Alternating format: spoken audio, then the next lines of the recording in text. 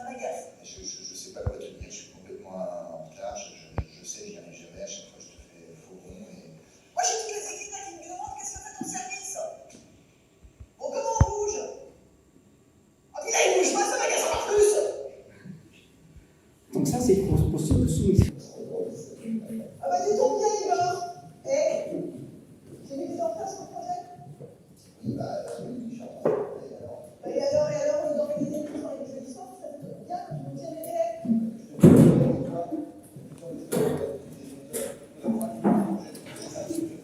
J'aimerais bien que tu avances aussi un petit peu pour que ça puisse avancer pour les collaborateurs qui prennent du temps. Alors, ok, pour les méthodes collaboratives.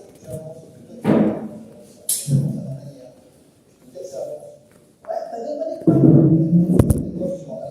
Bah oui, ça, je vais en avoir dans le futur. Il y a ouais, ce que délai est passé. Donc moi, je suis sur mon route et j'attends tes preuves à l'arrivée. Internet, c'est toujours bien faire, tout comme mieux que tout le monde, et tout le monde est tous des grands. Allez, façon de les numéros maintenant. Allez, merci. Donc je pense que vous avez reconnu ces deux postures, qui sont habituelles, non? À moins que je me trompe. Alors, il y a une autre posture, parce que, en fait, ces deux postures qu'on a vues auparavant, la soumission et le pouvoir contre, ça obéit à une certaine logique, à une certaine pensée qu'on appelle la pensée binaire. C'est quoi la pensée binaire? C'est une pensée qui sépare. C'est-à-dire qu'il y a deux éventualités. J'ai raison, tu as tort. C'est moi, c'est bon. Ok? Tu es mon ami ou tu es mon ennemi? Il n'y a pas de juste milieu. Il n'y a pas de juste milieu. Et donc, cette pensée binaire a engendré ces deux comportements qu'on a vus. Or, Jalaluddin Rumi, dans une parole à lui, qu'est-ce qu'il dit? Au-delà du bien et du mal, justement, au-delà de cette pensée binaire, il existe un champ. C'est là que je te retrouverai. C'est formidable, ça, non? Et ce champ, c'est quoi pour vous? En tout cas, moi, quand j'ai lu ça, j'ai tout de suite pensé à l'espace du nous. C'est l'espace du nous. Parce que les deux postures qu'on a vues, elles obéissent à un esprit, à une pensée égotique. Elle est gérée par le mental. D'accord? Jalaluddin Rumi, il nous invite à découvrir une autre voie qui est celle du nous.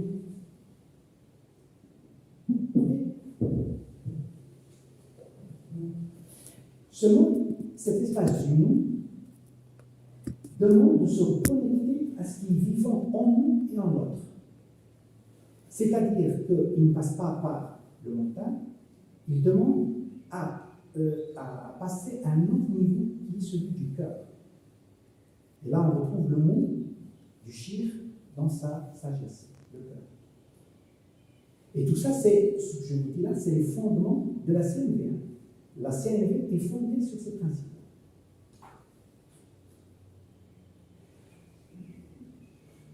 Ça me rappelle aussi une fameuse mudakara que le shir répétait tout le temps, il y a peut-être 15-20 ans, Shayatu, ana, ou anta. Donc, donc, on est séparés. Donc, c'est la pensée, ce qu'on appelle la logique disjonctive. C'est le monde séparé. Tariqatu, ana anta, wa anta ana. Donc, on est plutôt dans le territoire du nous, dans l'espace du nous. Et donc, la logique disjonctive, là, c'est un tableau récapitulatif des deux modes de pensée. L'ancienne mode de pensée, qui est la logique disjonctive, la pensée disjonctive, elle est basée sur le ou, c'est-à-dire ou tu es mon ami, ou tu es mon ennemi. Il n'y a pas d'autre alternative. Elle est basée sur le contre. C'est toujours un esprit, soit tu es avec moi, soit tu es contre moi. Elle vise à éliminer, c'est-à-dire quelqu'un qui n'est pas bon, je l'élimine. Je ne vois pas qu'il peut avoir un côté positif. Donc c'est une logique qui oppose, qui distingue en posant des problèmes en termes de dilemme et d'alternative, les choses sont vraies ou fausses, utiles ou nuisibles. Par contre, cette logique du nous, ce qu'on appelle la logique conjonctive, elle utilise le et. Elle utilise l'avec, c'est-à-dire que je travaille avec ça. Donc c'est 1 plus 1 va donner quelque chose qui est supérieur à la somme des parties qui ont composé la somme. C'est une logique impérative qui vise à utiliser, à conjuguer, c'est-à-dire tu as certainement des côtés négatifs, mais moi je ne vais pas voir le côté négatif. Je vais voir ce qui est positif et qui va servir notre relation. D'accord? Donc c'est une pensée qui appose, qui compose, qui relie. Et là on est dans la relation. Donc la logique conjonctive nous conduit vers la relation. Parce que la relation, ce n'est pas une relation d'ego à ego, c'est une relation de cœur à cœur. Les choses sont à la fois vraies et fausses, utiles et nuisibles. Alors, le problème, c'est que l'humanité a fonctionné depuis des millénaires sur la base de la logique ou de la pensée disjonctive. Donc, c'est des croyances qui sont très ancrées en nous. Et on le voit bien, le chien n'arrête pas de parler, mais à peine on sort de chez lui, et bien on se remet sur la pensée disjonctive. Parce qu'elle est beaucoup plus basée sur l'intérêt aussi. Parce qu'elle est basée sur l'ego, le mental. L'intérêt. L'intérêt, c'est l'ego. L'ego, c'est quoi? C'est je veux ma part. Et ma part, il faut que ça soit plus grand que ta part. Donc c'est ça. Donc c'est le challenge qu'on a à affronter pour passer de la logique disjonctive à la logique conjonctive. Et j'espère que le film que je vais vous proposer là va changer cette vision. Donc je vous invite à voir un film. Un film qui s'appelle Le cerveau fait son monde. Donc c'est un film qui a été fait par un professeur qui s'appelle Yves Rossetti, qui travaille à l'Institut de recherche en neurosciences à l'Université de Lyon.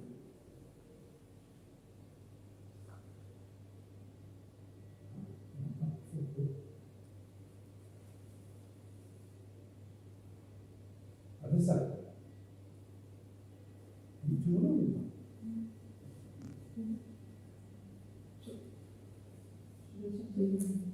Attends, je ne sais pas si j'arrive à... C'est bon, c'est bon.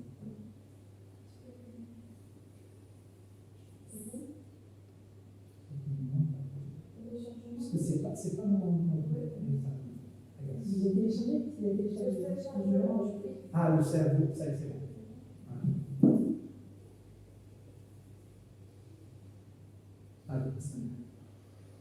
Avec le titre Le cerveau fait son monde et le sous-titre L'illusion de la réalité. Et en fait, vous allez voir que l'illusion de la réalité, c'est vraiment le point fondamental de mon exposé, parce que tant qu'on croit qu'il y a une réalité, on est en droit de croire qu'on a raison. Et tant qu'on croit qu'on a raison, l'autre peut avoir tort. Si vous ne suivez pas, c'est pas grave. J'arrête, je m'arrête et j'explique. D'accord? N'hésitez pas donc à m'arrêter si vous ne comprenez pas quelque chose. Hein. Parce que c'est fondamental tout ça. Et c'est donc ce qu'on va essayer de démonter ce soir, déjà de vous faire perdre confiance dans votre perception. Et cette perte de confiance va pouvoir s'accompagner, je l'espère, d'une opportunité d'augmenter nos capacités d'ouverture au point de vue de l'autre. Alors, en guise d'apéritif pour les illusions d'optique, je vous présente une des plus classiques ici, qui s'appelle l'illusion du mur de café, qui était un café de la ville de Oxford, fréquenté par des psychologues de la perception, dont Richard Gregory, dans lequel les carreaux blancs et noirs étaient disposés comme ça. Et vous voyez bien qu'il s'agit de lignes parallèles, et en même temps, il y a quelque chose qui vous dit, lorsque vous observez l'image, que les barres ne sont pas parallèles. Vous avez vraiment cette contradiction dans la perception. Et là, on voit que le cerveau peut, en quelque sorte, avoir une contradiction avec lui-même et avoir deux interprétations possibles. Il n'arrive pas vraiment à faire le tri. Rationnellement, vous pouvez vous dire que ce sont bien des lignes parallèles, et en même temps, vous ne voyez pas des lignes parallèles. Donc vous pouvez avoir déjà en vous-même deux interprétations possibles de la même chose. Ensuite, voilà une autre illusion qui est assez extraordinaire d'un collègue japonais qui nous montre deux lunes, une lune jaune et une lune bleue. En fait, ces deux lunes sont absolument identiques, de la même couleur. Si j'enlève ce qui est autour des lunes, vous voyez que les taches sont absolument identiques. Vous avez une tache bleue ici, une tache bleue ici, une bande jaune ici, etc. Et si je remets le contour, vous voyez à nouveau une lune jaune et une lune bleue. Donc vous voyez que quand vous essayez de percevoir un objet, vous ne pouvez pas ne pas prendre en compte ce qu'il y a autour de cet objet pour comprendre ce qu'est cet objet et pour extraire cet objet. Ici, votre cerveau voit des tas de mouvements en rotation, alors qu'en fait, il n'y a que des mouvements linéaires. Si vous suivez un seul de ces points, vous verrez que chaque point fait un mouvement parfaitement linéaire. Il n'y a aucun mouvement circulaire, et pourtant vous voyez tout tourner. Et puis, il y a aussi des choses qui sont devant nous et qu'on ne voit pas. Par exemple, sur cette image, j'imagine que beaucoup d'entre vous voient des cadres carrés et que très peu d'entre vous voient des ronds. En réalité, il y a autant de ronds que de carrés sur cette image. Est-ce que parmi vous, il y a des gens qui voient les rangs? Non.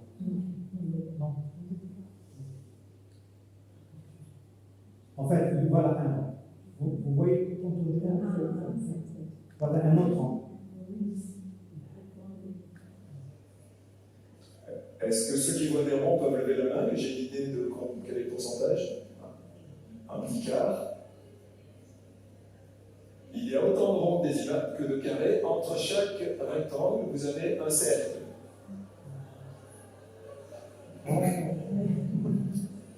Pourquoi votre cerveau ne voit pas ces cercles? Parce que face à cette image, il crée une interprétation tridimensionnelle de cadre qui sera en relief, et si c'était effectivement en relief, il n'y aurait pas de cercle. Ça veut dire qu'à votre insu, le cerveau interprète cette image en 3 dimensions, et du coup prend la décision de voir des rectangles et de ne pas voir les cercles qui sont aussi nombreux que les carrés, que les rectangles. Un autre exemple de choses que vous ne voyez pas, c'est le charme de cette jeune femme qui vous semble vous adresser un superbe sourire. Et si vous regardez bien ce qui se passe, en réalité, elle fait une grimace terrible. Mais lorsque vous la voyez à l'envers, vous la voyez toujours sourire. Alors que vous avez vu qu'elle, en réalité, elle fait une terrible grimace. Un autre exemple de quelque chose que vous ne voyez peut-être pas, et je remercie ceux qui connaissent déjà cette illusion de ne pas en parler à voix haute. Qu'est-ce que vous voyez là? Il y a un serpent.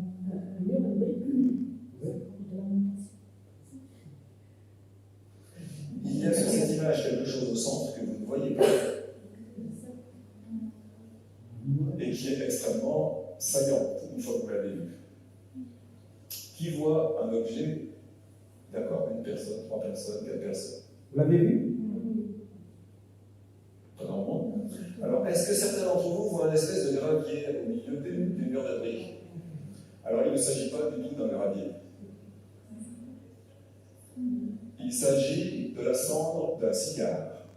Est-ce que vous voyez le cigare? Combien d'entre vous voient le cigare? La moitié, même pas?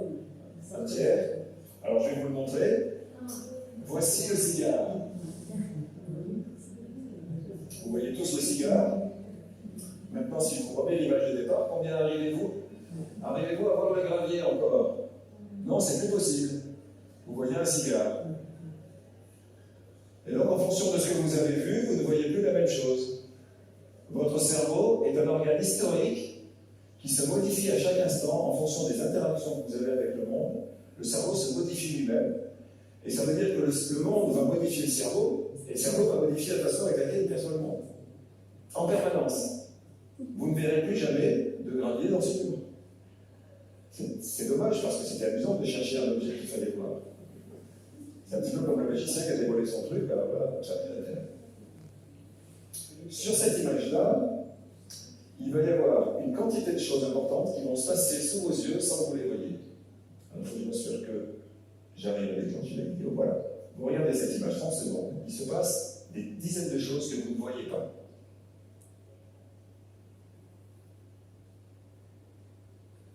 Oui, Est-ce que certains d'entre vous voient des choses? Qu'est-ce qu'il y a?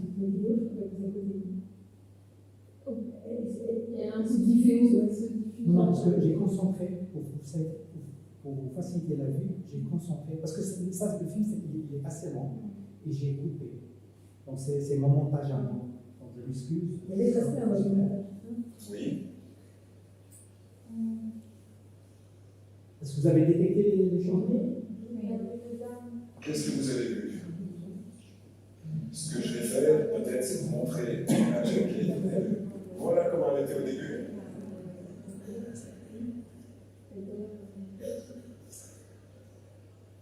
Donc voilà comment elle est au début. Et voilà comment elle est à la fin. Je vous remets le début. Je vous remets la fin. Il n'y a plus grand-chose à part la voiture qui reste sur cette image.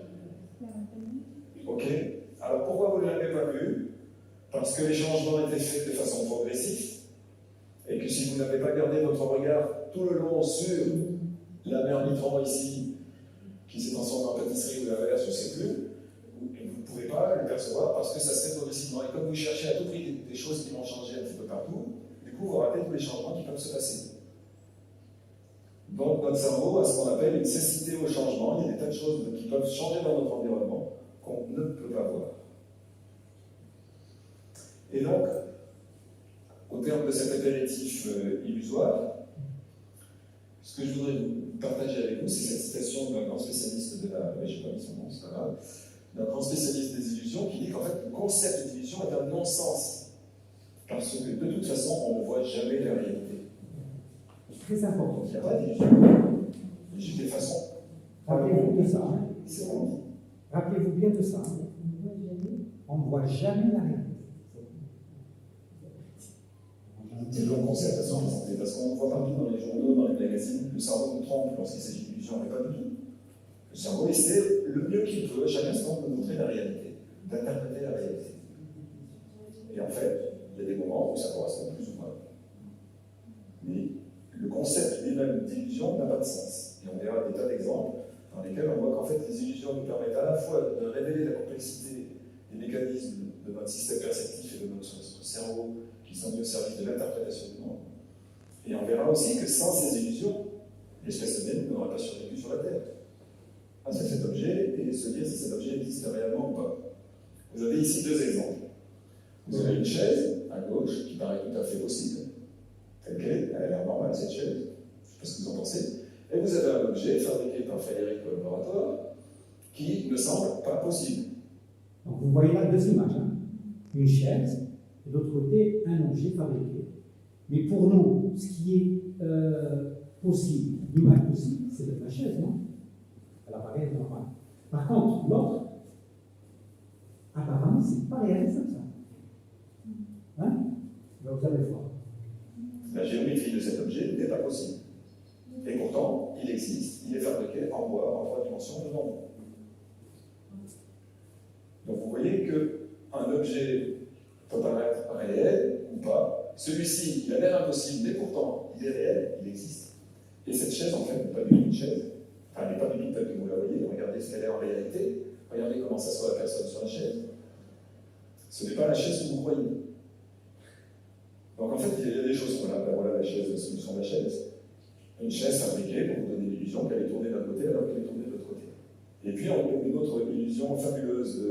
Le grand spécialiste mondial de ces illusions en 3 dimensions, c'est le professeur Sugihara de l'Université Meiji de Tokyo, qui fabrique des illusions absolument extraordinaires. Vous voyez tous un pont ici, et en fait, ce pont, il a la propriété d'attirer les objets vers le haut. Il est fabriqué en carton, on met des billes en bois, et les billes en bois vont s'accumuler en haut de ce pont.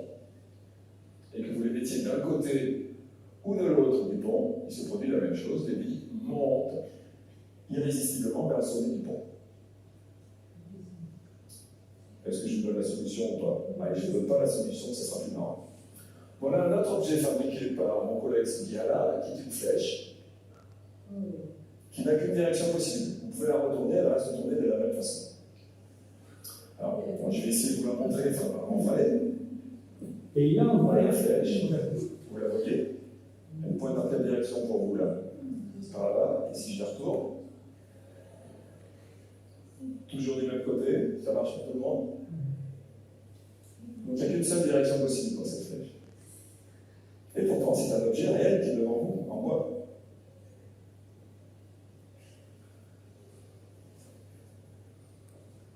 Et donc, beaucoup plus que des illusions de peinture ou des choses comme ça, lorsque vous êtes confronté à des objets réels qui semblent impossibles, provoque un espèce de choc pour votre cerveau de vous dire mais c'est pas possible. Là, je le vois et en même temps, je ne vois pas comment c'est possible. Ça va interroger beaucoup plus le cerveau.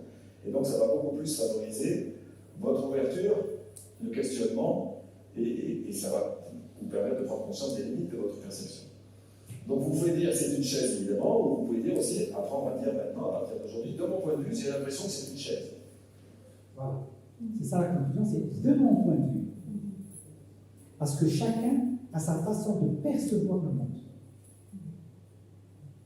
À partir de maintenant, je vous engage à dire à chaque fois que vous voyez une chaise, de mon point de vue, de là où je me trouve, j'ai l'impression que c'est une chaise. Vous serez sûr de ne jamais vous tromper. Voilà d'autres illusions développées par Soudiana. Hop. Voilà. Alors, vous avez ici un miroir derrière, et il vient positionner des objets qu'il a fabriqués. Et lorsqu'il retourne l'objet, vous voyez que l'objet et son image dans le miroir ne sont pas vraiment en coïncidence. Et il a fabriqué des tas d'objets de ce type-là qui permettent de remettre en cause complètement notre perception. Vous voyez, il y en a toute une collection. Vous avez des ronds dans des carrés qui sont des carrés dans des ronds, vous avez une série de carrés qui sont une série de cercles, vous avez deux carrés qui sont liés, qui deviennent deux ronds distincts, etc., etc. Ce magicien, qui est en fait un mathématicien spécialiste de géométrie, est capable de tout, et il a gagné plusieurs fois le premier prix du concours de l'illusion qui a lieu mondialement. Et on utilise fréquemment ces objets, nous, aussi au laboratoire. Donc vous voyez cet objet-là, qui est celui que vous pouvez voir, et lorsqu'ils sont éclairés d'une certaine façon, vous pouvez constater que l'objet, lorsque vous voyez des carrés à une ombre qui est faite de ronds, et réciproquement un objet fait de ronds peut avoir une ombre carrée. Et donc c'est particulièrement perturbant pour la perception d'être confronté à ces objets réels qui sont vraiment devant vous et qui semblent impossibles. Quoi. Voici l'image de mon collègue Rémi Rebourg qui illustre parfaitement ça. Vous avez un objet ici, c'est dommage qu'il n'y a pas de 6 là sur. Ça aurait été bien. Si vous trouvez un 6 la prochaine fois, il va falloir en 2026 maintenant. Vous pouvez vous disputer à perte de vue pour savoir si c'est un 9 ou un 6. Alors, du moment que vous avez deux points de vue différents sur le même objet, qui a raison, qui a tort, qui est capable de prendre un peu de perspective et se dire mais je comprends que de ton point de vue tu vois un 6 et de mon point de vue c'est un 9. Et donc, à partir de là, on peut essayer de discuter ensemble sur qu'est-ce que c'est que cet objet. Voilà. C'est la même chose pour juger de la taille des objets. Ici, vous avez une série de bonhommes de neige qui sont tous de la même taille. Et si j'ajoute un contexte, ici, vous voyez très bien que le bonhomme de neige est 2 fois plus gros que le bonhomme de neige dans le bonhomme de neige est lourd, et 2 fois plus gros que le petit bonhomme de neige d'en bas. Pourquoi? Parce que votre cerveau ne peut pas s'empêcher d'utiliser le contexte spatial pour interpréter cette image. Et donc, en déduire que si celui-ci a la même taille que celui-ci sur ma rétine, ça veut dire qu'il est plus gros. Alors qu'en fait, vous avez vu dès le départ que ces bonhommes de neige étaient tous de la même taille. Et que vous ne pouvez pas vous empêcher d'utiliser le contexte de cette image pour arriver à les revoir de la même taille. Parce que c'est automatique pour votre cerveau d'utiliser ce contexte pour reconstruire une troisième dimension, parce qu'en permanence, on doit vivre dans un monde en 3 dimensions. Et c'est pour ça que c'est très facile sur une image en 2 dimensions de fabriquer des illusions en 3 dimensions.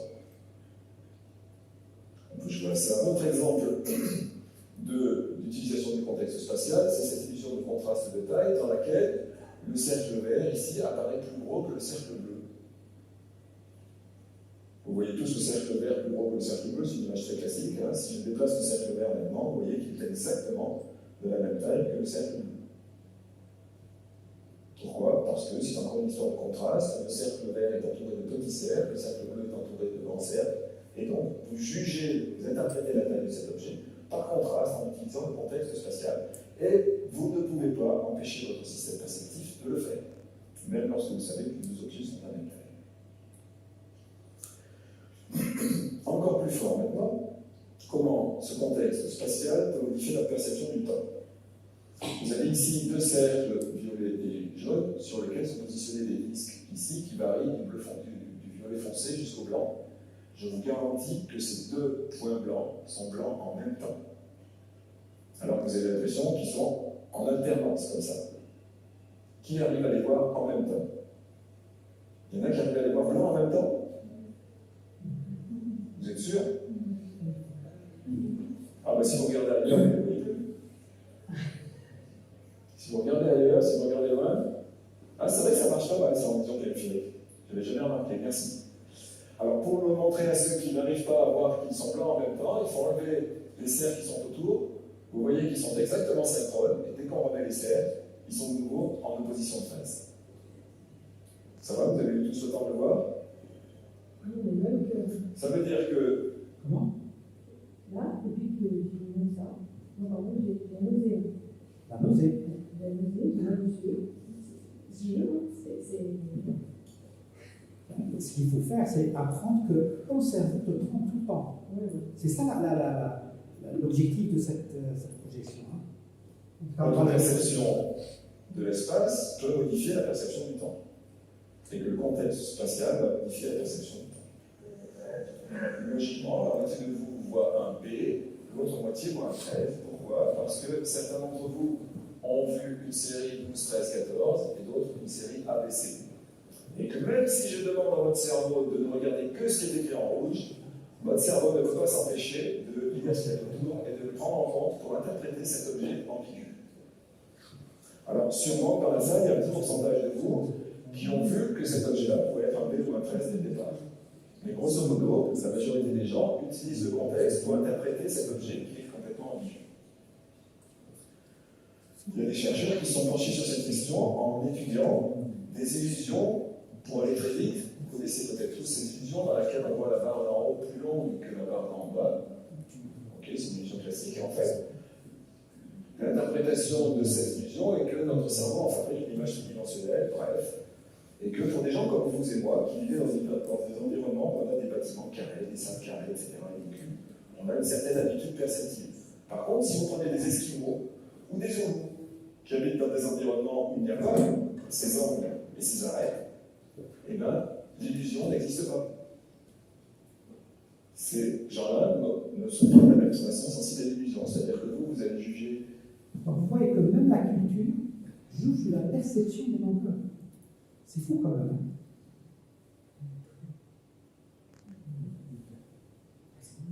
Ici, vous allez tomber sur l'interprétation des longueurs, alors que pour eux, ils vont pas se tromper sur l'interprétation des couleurs, des longueurs. Voilà. Donc tout ça pour vous montrer ces effets temporels qui sont de l'échelle de la seconde jusqu'à l'échelle du siècle, de l'histoire de notre vie, de ce à quoi on était habitué à percevoir, et de cultures complètement différentes qui vont modifier notre façon de percevoir le monde. Interpréter le plus probable, ça veut dire aussi que ici vous voyez un camembert ou un Pac-Man, ici vous voyez un deuxième camembert ou un Pac-Man, et qu'ensuite vous voyez plus de camembert, plus de Pac-Man, vous voyez trois cercles avec un triangle posé dessus. Et ça, c'est encore une loi de la géométrie de notre cerveau. Alors, quand vous voyez ça dans les magazines, on dit votre cerveau vous trompe, mais pas du tout. Si le cerveau n'était pas capable de faire ça, vous voyez que même si je fais disparaître un Pac-Man, vous continuez dans le triangle. Et si vous n'étiez pas capable de faire ça, vous ne seriez pas capable de voir un tigre, parce que le tigre il est caché par des bouleaux, dans des arbres, des obstacles. Et si votre cerveau se disait, ben non, c'est pas grave, c'est que des morceaux de tigre, vous avez peu de chance de survivre dans la jungle.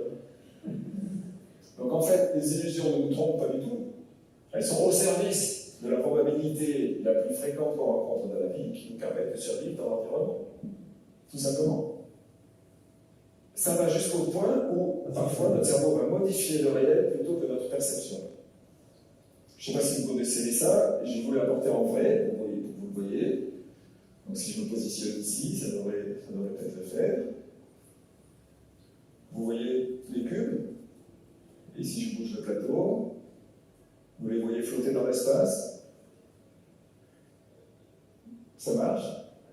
Vous voyez bien les cubes flotter. Et si vous savez que ces cubes sont creux,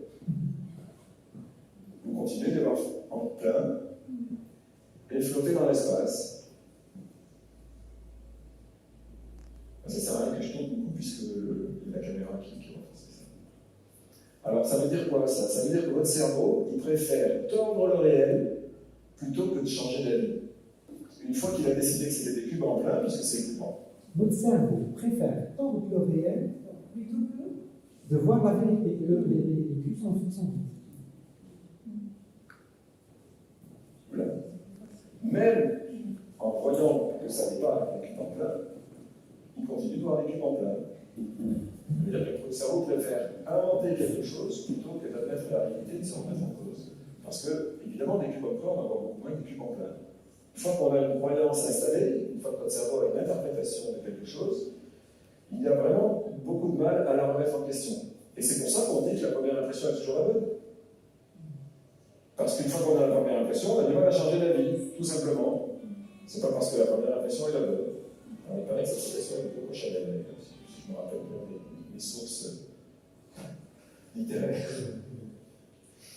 Et donc, on a un grand nombre de mécanismes dans notre cerveau qui vont s'opposer à la remise en question de ce qu'on a perçu. Une fois qu'on a perçu quelque chose, on a tendance à s'y accrocher. Donc, changer d'avis va être difficile. Alors, une fois qu'on a vu tout ça au niveau de perception alimentaire, la grande question qui se pose, c'est quand on cherche à communiquer, comme ces deux personnes. Alors, c'est ça qui nous intéresse maintenant, c'est la communication. Comme on l'a dit tout à l'heure, pour communiquer, ça veut dire mettre en commun, on choisit des mots qui ont pour objectif d'exprimer nos pensées, nos sentiments, nos émotions. Mais ces mots ne sont pas ni nos sentiments, ni nos émotions, ni nos pensées. Ces mots, ils doivent être entendus et ils doivent être interprétés, comme les images. Et donc, la perception va aussi dépendre, comme la perception des objets qu'on a vus jusqu'à maintenant, de notre histoire, de notre contexte temporel, de notre contexte spatial. Et donc, on va faire un exemple de ce type-là. Vous avez ici la moitié ouest de la salle qui va fermer les yeux, l'autre moitié ouvre les yeux et regarde cette image. Regarde les mots qui apparaissent, il n'y a pas d'instruction particulière, vous regardez juste ces mots qui apparaissent, sans instruction précise. Vous fermez les yeux, maintenant l'autre moitié va ouvrir les yeux, et vous allez vous aussi regarder les mots qui apparaissent sur cet écran, progressivement. Voilà. Et maintenant, je vous demande à tous de lire à voix haute le mot qui est écrit sur l'écran. Logiquement, la moitié d'entre vous va nous dire fils, l'autre moitié va nous dire fille. Parce que la moitié d'entre vous a été exposée à des mots qui vont créer un contexte familial, l'autre moitié a un contexte de couture. Du coup, vous ne lisez pas le mot de la même façon. C'est-à-dire que si vous dites à quelqu'un « j'ai vu le mot fille » ou « j'ai vu le mot fils », vous allez transmettre une information qui sera une interprétation que la personne qui reçoit l'information ne peut pas décoder, elle ne peut pas remonter jusqu'à la vérité du message qui existait. F-I-L-S. Voilà. Et si vous dites j'ai vu F-I-L-S, ça ne peut rien dire, évidemment. Parce que vous cherchez à donner du sens en permanence et que c'est comme ça qu'on interagit avec le monde. Voilà. Et donc, dans la communication, le sens des mots dépend toujours du contexte. Vous pouvez avoir ici les mêmes bravo, de la vaisselle cassée comme ça, ou de la vaisselle cassée qui est utilisée pour fabriquer une lumière, etc. Donc, notre interprétation par la communication va elle aussi dépendre évidemment du contexte. Vous avez ici des phrases qui ont au moins deux sens chacune, et je vous mets au défi en 10 secondes de trouver les deux sens de ces 5 phrases, parce que votre cerveau va trouver un sens et il va s'approcher à ce sens-là. Il aura du mal à aller chercher un autre sens, comme on l'a vu tout à l'heure. Alors, si on en prend un facile, il s'est incliné devant lui. Ça peut être, il s'est incliné, ou bien il s'est incliné parce qu'il a été vaincu. Si on en prend une difficile maintenant, les enfants préfèrent les gâteaux à la crème. Est-ce que les enfants préfèrent les gâteaux à la crème ou est-ce qu'ils préfèrent les gâteaux à la crème? Le prisonnier des cannibales était prêt à manger. Est-ce qu'il était prêt à passer à table ou à passer à la casserole? Alors, dans un contexte, quand ce type de phrase figure dans un texte qui fournit un contexte, on ne perçoit pas l'ambiguïté des phrases. Parce qu'on utilise le contexte spatio-temporel de la lecture et de tout ce qui vous arrive, etc. Et les ambiguïtés linguistiques sont très souvent, comme vous le savez, des sources de disputes au sein des couples, au sein des familles, au sein des entre collègues, etc. Mes parents nous ont proposé de venir ce week-end, c'est qui va chez qui? Ça peut faire un gros quiproquo et une grosse dispute. Tu m'avais dit qu'ils venaient, maintenant je t'avais dit que c'était eux qui venaient. Ok? Voilà. Et donc, on a, comme ça, dans notre langage, tout un tas d'ambiguïtés, de la même façon que ça existe dans l'environnement physique, dans notre communication, c'est la même chose. C'est le contexte qui permet de résoudre l'ambiguïté au niveau spatial et temporel, mais le problème, c'est que le contexte n'est jamais le même pour tous. Parce qu'on n'est pas dans le même état émotionnel, on n'est pas dans le même état d'imagination, on n'a pas la même intention, on n'a pas... Voilà, on est différent à chaque instant. Et en plus, on est différent d'un instant à l'autre, pourquoi pas.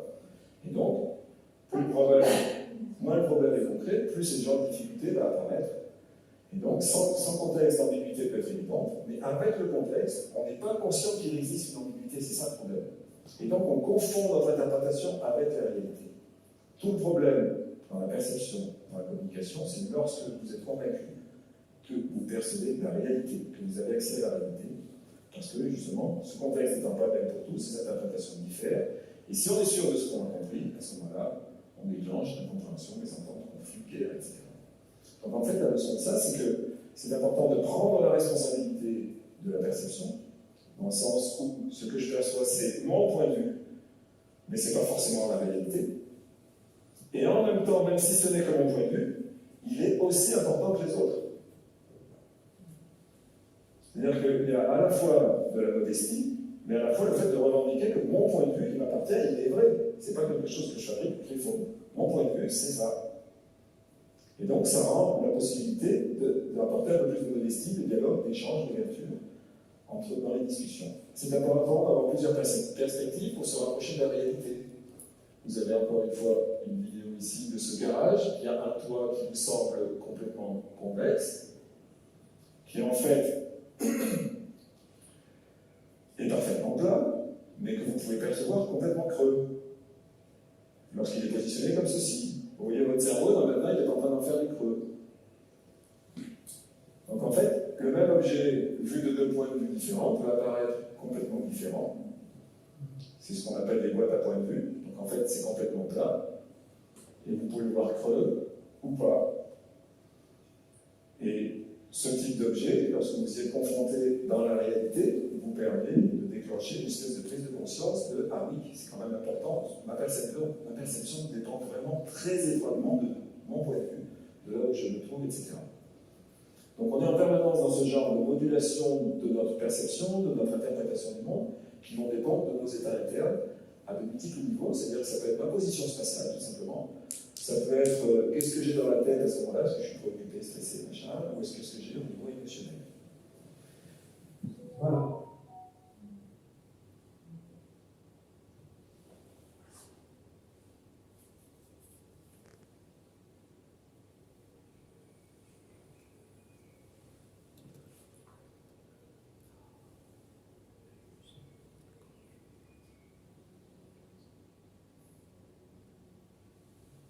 Alors, en commentaire.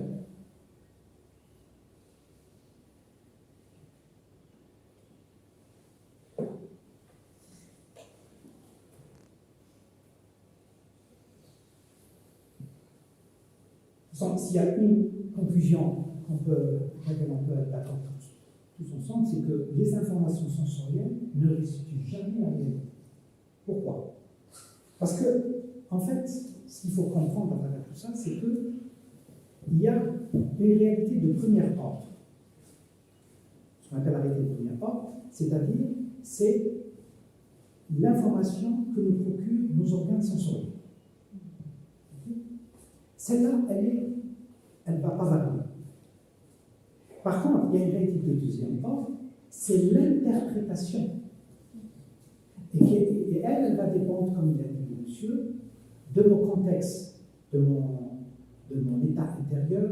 Est-ce que je suis stressé? Est-ce que je suis perturbé? Est-ce que j'ai mal dormi? Ça va dépendre de mon histoire, de ma culture. Et tout ça va créer une réalité de deuxième ordre. Et cette réalité de deuxième ordre, en fait, elle varie d'un individu à un autre. Et c'est ça qui crée le conflit. C'est quelque chose de très primaire et on devrait tous réaliser ça, c'est l'angle de vue. Tout à fait. Comme il a dit, Ça, c'est vraiment. ça dépend ça, aussi c'est pas grave. ton point de vue. Non, Non, oui. c'est pas le point de Mais vue. on va plus loin. C'est-à-dire, si tu es par exemple algérien, tu vas avoir un problème d'une certaine manière que si tu es française ou la marocaine. D'accord? Donc, de là, qu'est-ce qu'on peut déduire? Que la réalité est une construction mentale.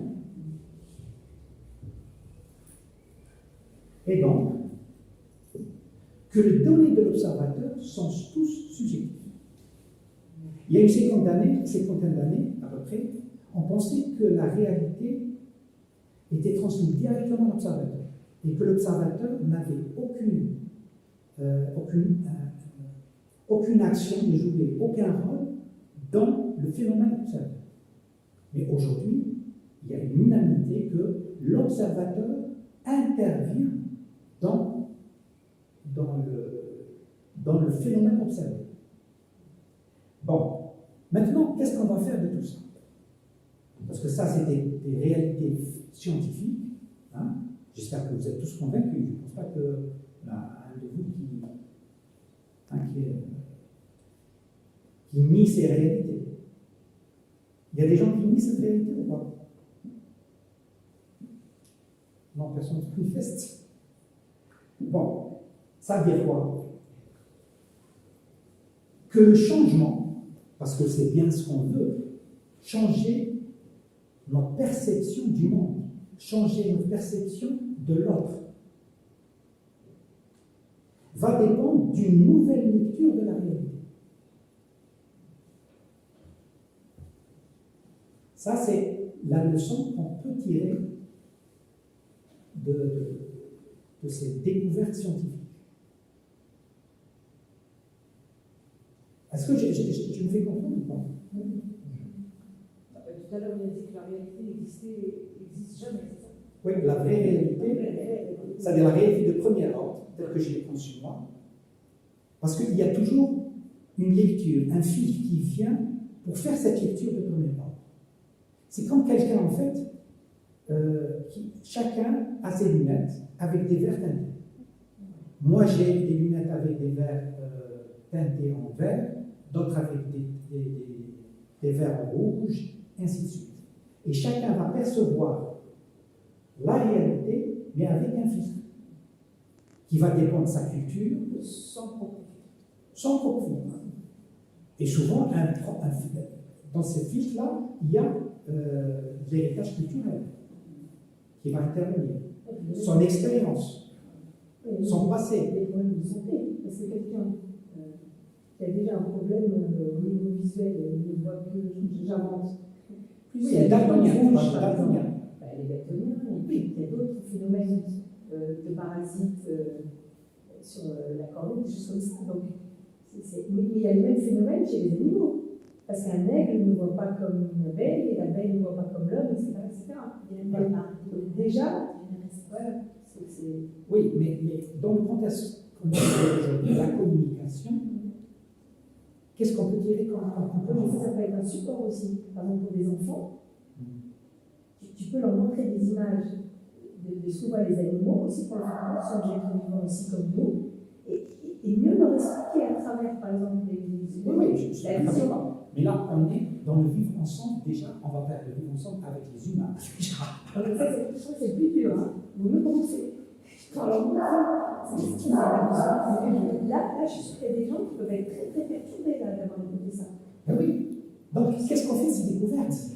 Parce qu'au départ, on avait la facilité de prétendre que ce qu'on voit, c'est la réalité.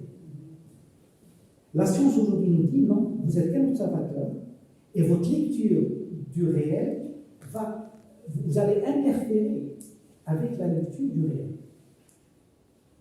Et donc, ça veut dire quoi? Ça veut dire que je dois accepter aussi la lecture de l'autre.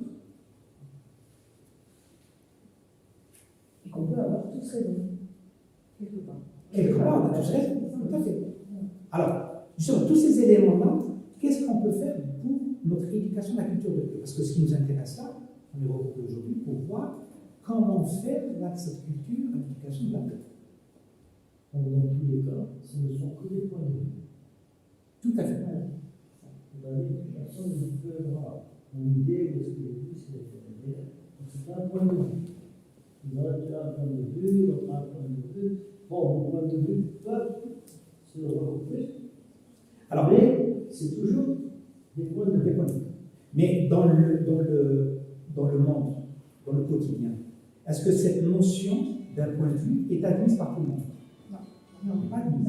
Pourquoi? Parce qu'on n'a pas accès à ces découvertes scientifiques. Donc moi, personnellement, je trouve qu'un film comme celui-là, peut-être bien ficelé, est très intéressant aux jeunes, à l'enfant, pour que d'emblée, il va grandir avec cette idée que c'est son point de vue. Pourquoi? Parce que il y a... Même s'il a un autre point de vue et tu n'es pas d'accord avec lui, t'es pas, voilà. Tu vas accepter. Et tu le respectes. Tout à fait. Même si tu n'es pas d'accord, mais tu respectes son point de vue. Tout à fait. Donc je pense que c'est ça qu'il faut tirer comme leçon. D'accord? Non, mais ça peut aller encore beaucoup plus loin. Un enfant, par exemple, qui constamment à la maison, il a des parents qui disent, mais vraiment, toi, t'es vraiment, tu ne comprendras jamais rien. C'est ça, la vérité, c'est ça. Et le gamin, qu'est-ce qu'il va y révéler? Il va perdre confiance en lui-même. Il va se dire, mais c'est vrai, moi, j'y arrive pas. Finalement, j'y arrive pas dans ma société où quelqu'un, par exemple, qui est autiste. Donc après, ça apprend la tolérance et le vivre ensemble dans le respect de chacun. Tout à fait. Parce que généralement, dans nos sociétés, on a la prétention que les parents savent ce qui est bien, ce qui est mauvais pour l'enfant. D'accord? Et on ne prend jamais en compte les besoins. D'ailleurs, on va en parler un petit peu des besoins, parce que c'est un point aussi important dans la CNV, dans cette antipédagogie. On ne prend jamais en compte les besoins de l'enfant, les besoins de l'autre. D'accord? La CNV, en fait, contrairement à la première manière de voir les choses, c'est-à-dire, j'ai raison, je vais essayer de me convaincre pour adhérer à ma vérité. En fait, c'est j'ai mes besoins, tu as tes besoins, mais mes besoins vont se réaliser au détriment de tes besoins. Ok? La proposition de la CNV, c'est quoi? C'est qu'on a tous des besoins et qu'il faut que nos besoins soient respectés et qu'aucun besoin ne se fait au détriment de l'autre. Voilà la finalité de cette communication non violente. Et tout ça, elle a une méthodologie, il y a des formations qui vont nous faire à ça. D'accord? Alors, je reviens vers... Donc, puisque la réalité n'existe pas, hein, c'est ça, la réalité n'existe pas. Et donc, ce n'est que des interprétations. Ce qui est intéressant, Contrairement aux soufis, pour qui la réalité existe. Parce que pour eux, ce n'est pas le mental qui voit, mais c'est plutôt le cœur. tout à fait. Et en tout cas, il y a une autre vision. Ce film-là, aujourd'hui, nous montre que notre cerveau nous trompe. Prétendre que ce que je vois est la réalité, c'est une illusion. Même si cette illusion, elle est nécessaire, comme on l'a expliqué. D'accord? Et c'est vrai que les sagesses, parce qu'aujourd'hui, c'est les neurosciences qui les découvrent, mais les sagesses anciennes, comme Lao Tzu, qu'est-ce qu'ils disaient? Les choses ne changent pas, change ta façon de les voir, cela suffit. Un peu de mots. Il a résumé toute la découverte. Épictète disait, ce ne sont pas les choses elles-mêmes qui nous troublent, mais l'opinion qu'elles nous en inspirent. C'est-à-dire, Sophie n'est pas d'accord. C'est-à-dire, en fonction de ton état intérieur, tu vas interpréter le comportement de l'autre. Si tu as des lunettes grisâtres, ben tu vas voir l'autre grisâtre, noir. Si tu as des lumières, des verres très clairs, ben tu vas le voir très clair. Après, non seulement, le pire, c'est qu'il y a des personnes qui gardent les mêmes lunettes toute la vie. Par contre, d'autres qui préfèrent changer les idées. Tout à fait. Non, moi je trouve que la vraie difficulté, quand on lit ça, c'est le comment. Enfin, je veux dire, ça implique une déconstruction. Et c'est quasiment, je ne vais pas dire impossible. Enfin, évidemment pas impossible, sinon ce serait pas là, mais c'est très difficile de commencer à se dire ce que je vois n'est pas la réalité. Et je dois faire un travail qui est énorme. Non, c'est pas vrai, c'est ta réalité. Oui, c'est ma réalité, mais du moins, il est possible que du coup ma réalité soit autre. Si je décide de changer ma perception, Oui. je change ma réalité. Tout à fait. Mais comment? Enfin, par quel biais, par quel cheminement on arrive à changer ce... Alors, à mettre ses lunettes? je vous raconte une histoire. Je vous raconte une histoire. Il y a un patron qui fait des chaussures. Il envoie son commercial dans un village. Il lui dit, va prospecter dans ce village et voir est-ce qu'il y a des choses à faire. L'agent commercial parle. Qu'est-ce qu'il trouve? Il trouve qu'aucun des villageois ne porte les chaussures. Ils ne connaissent pas les chaussures. Il revient vers son patron et il dit, il n'y a rien à faire, il faut chercher ailleurs. Ce boss, il avait un concurrent. Lui-même, il a envoyé son agent commercial. L'agent commercial, il constate la même chose. Donc la réalité de premier ordre était pareille. Par contre, sa réalité de deuxième ordre, il revient, qu'est-ce qu'il dit? Il y a tout à faire. Puisque tout le monde ne porte pas de chaussures, donc tous ces gens-là sont des futurs clients. Tu comprends comment on peut changer les choses? Ah oui.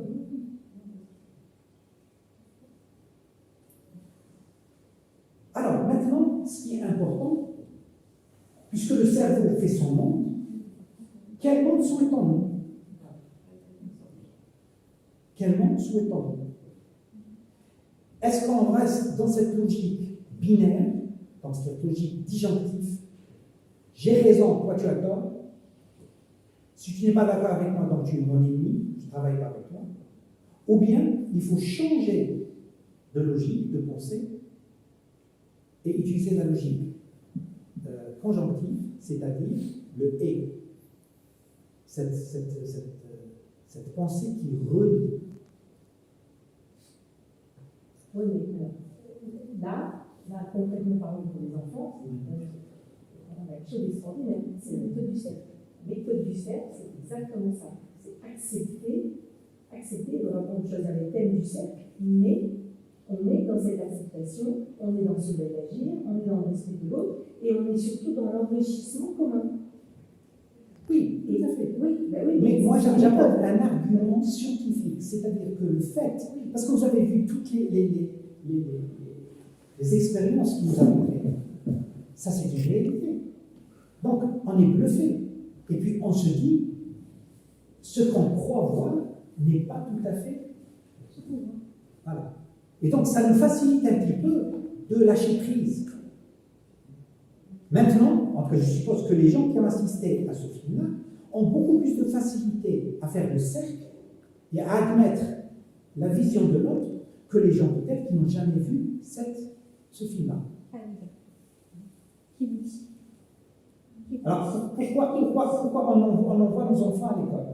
Qui vous dit Pourquoi que ceux qui n'ont pas on assisté, qui vous dit que ceux qui n'ont pas assisté voient autrement ou bien peuvent s'intégrer au cercle mieux, enfin, ceux qui ont assisté peuvent s'intégrer dans le cercle mieux que les autres. Qu'est-ce qui vous dit? Parce que l'expérience nous montre que chacun a sa réalité. Donc, la première des choses, il ne faut pas dire que nous, on peut s'intégrer mieux que les autres. Disons que c'est le souhait de Rami. Voilà. Oui, non, mais attends. S'il a fait cette c'est- réunion, c'est pour cet objectif. Parce que je pense que nous tous ici, on a été à l'école, non? On a été à l'école. On nous a dit que 1 plus 1 égale 2. Comment tu as admis que 1 plus 1 égale 2?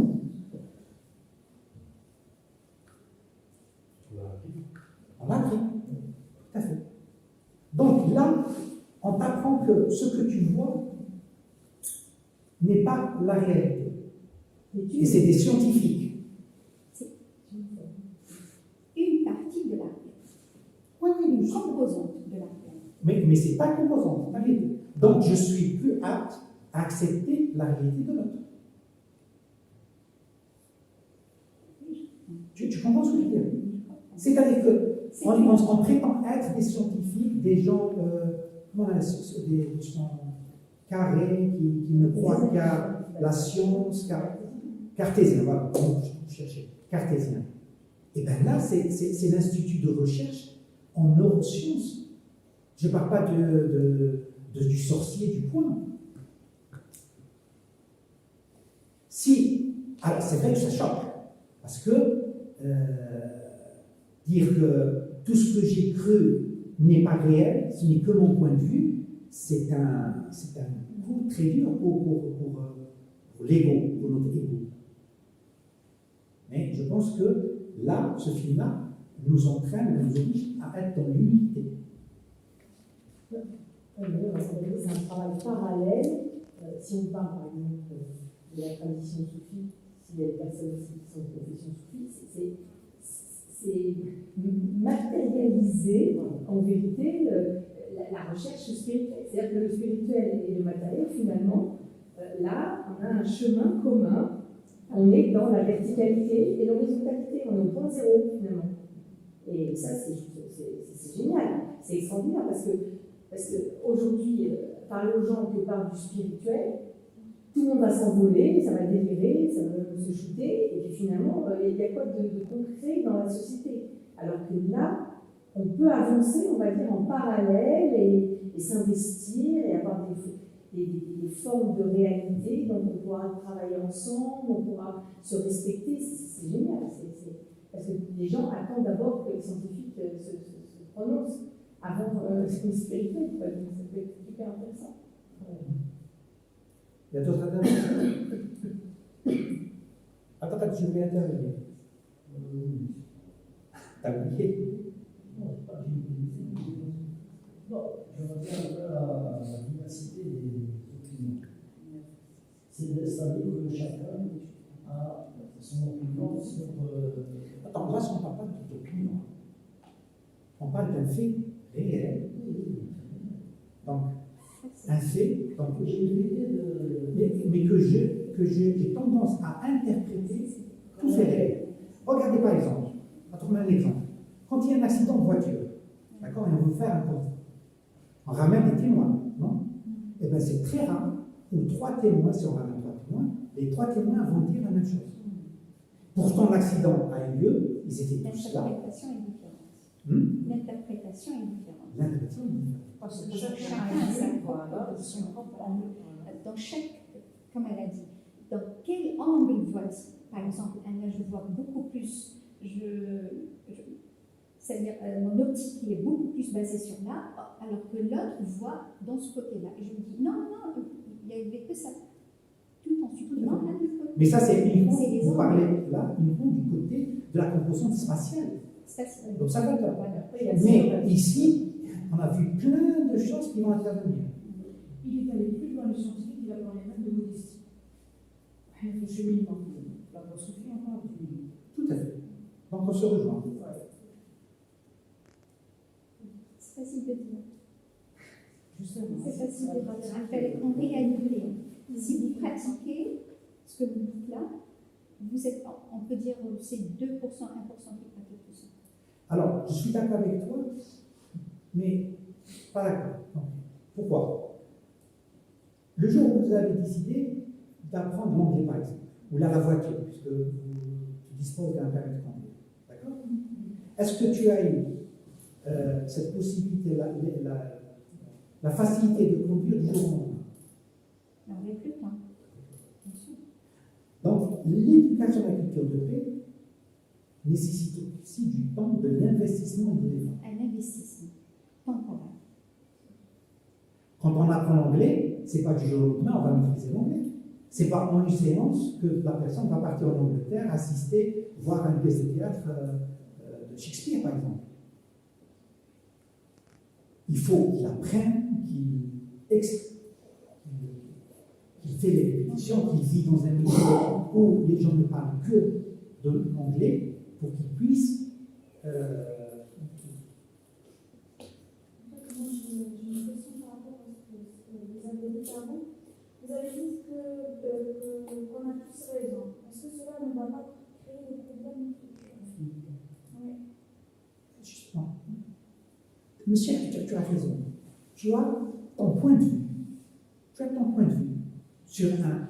Par exemple, le policier, quand il voit qu'il y avait 3 témoins présents à l'accident, est-ce qu'il va dire non, ton PV ou ta description des faits ne correspond pas à celle-là, donc je l'élimine? Non. Il va prendre en considération. En considération. D'où le vivre ensemble en paix. Il faut qu'on accepte que l'autre peut avoir un avis ou une vision des choses différentes des nôtres. C'est de ça que je voulais faire un point de vue. L'idée est que chacun a son point de vue, je ne sais pas un point de vue, mais l'essentiel, c'est de se regrouper et ça donne l'idée de partage. C'est-à-dire, on tombe dans l'idée de partage. Toi, tu as une idée, moi j'ai la mienne, toi lui, et là, on rentre dans la discussion. On discute des idées. Alors, c'est la suite de l'exposé. Donc, c'est la suite de l'exposé. C'est étape par étape. Tout à fait. On peut appliquer ça à l'enfant, dont je parlais tout à l'heure. L'enfant, on ne va pas lui dire ce que toi tu as raison, toi tu n'as pas raison. On demande le point de vue de chacun. Et chacun, donc, va donner son point de vue ou son idée sur la chose qu'on leur présente. Donc là, et on va mettre, si vous voulez, en confrontation les idées l'une avec l'autre et on leur apprend à discuter. L'essentiel, quand on sort avec cette idée de discuter, c'est-à-dire qu'ils peuvent discuter, comme nous, on peut discuter, mais malheureusement, de notre temps, on ne voit pas un groupe discuter d'une chose ou d'un point de vue. C'est j'ai raison, tu as tort. Voilà, donc on apprend aux enfants. Donc l'enfant ne cherche pas à je termine ma séance, donc ça sonne, allez, vous sortez, on termine sur ça. C'est-à-dire, le but c'est la discussion. Les enfants ont discuté entre eux. Là encore, il faut que le prof, l'enseignant ou l'instituteur ait déjà cet état d'esprit. Le prof et l'éducateur, c'est-à-dire que parfois, il intervient pour la plupart des profs, quand ils rentrent en classe, pour eux, les enfants, c'est un objet qu'il faudra voilà. Oui, leur inculquer des données et formatage. La citation marche monter, c'est ça? L'élève n'est pas un vase rempli, mais il n'avait pas un vase rempli. Une très belle citation. Ou alors l'autre, la science sans conscience n'est pas une de la. Voilà, ça aussi. Parce que la discussion, quand on discute, chacun cherche à savoir la réalité. On est assoiffé, donc on éprouve le besoin de savoir où ce chemin peut nous amener. Ce film-là, ces données scientifiques doivent nous faire changer notre vision des choses. Si la science, elle est que théorique et on ne profite pas de la mettre en pratique dans notre vie au quotidien, à quoi ça sert cette science?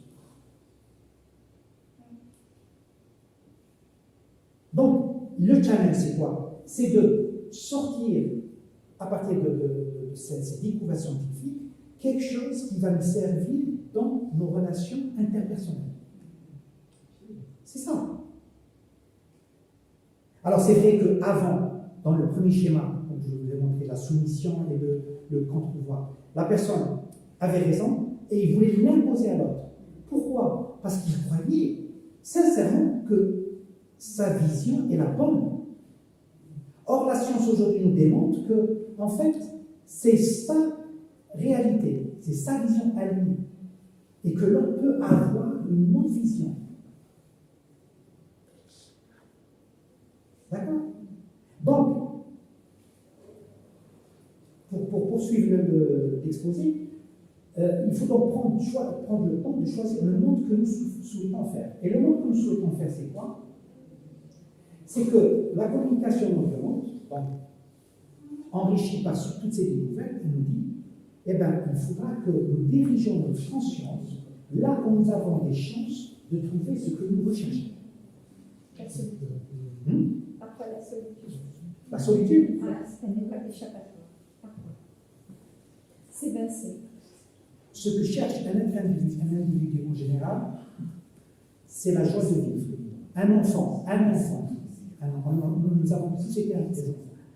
Un enfant, qu'est-ce qu'il cherche? C'est-à-dire? Il est toujours dans la joie, dans la découverte.